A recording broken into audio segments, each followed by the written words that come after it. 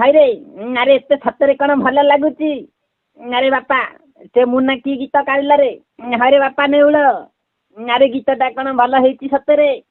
ବୁଝିଲା ମାମୁଁ, ଗୀତଟା ପୁରା ହୃଦୟକୁ ଛୁଇଁଛି ଆଉ ତମେ ଶୁଣିଲେ ପୁରା କାନ୍ଦି ପକିବ। ବୁଝିଲା ମାମୁଁ, କଣ କରିବା, ଦୁଃଖ ତ ଆମ ପୁଅ ମାନଙ୍କ ଭାଗ୍ୟରେ ଲେଖା।